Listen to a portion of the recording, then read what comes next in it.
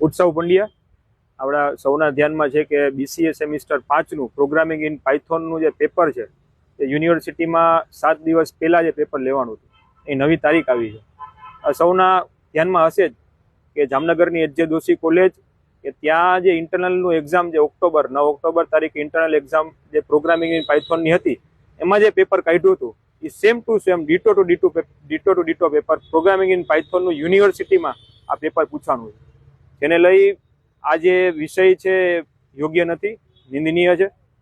એ આને લઈ જેટલા પણ પગલાં VC સાહેબ લઈ શકતા હોય આ કોલેજ અથવા જે પણ કોઈ આમાં સંડોવાયેલા હોય એના પર લેવા જોઈએ। જેટલા પણ વિદ્યાર્થીઓ BCA માં અભ્યાસ કરે છે એ બધાના ભવિષ્ય સાથે ક્યાંય ને ક્યાંય છેડા થયા હોય એવું લાગી રહ્યું છે। આ પ્રશ્ન છે એ ખાલી નવું પેપરની તારીખ આપવાથી કે નવા પેપર આપી દેવાથી આ પ્રશ્નનું નિરાકરણ નથી થતું। જેટલા પણ આમાં સંડોવાયેલા છે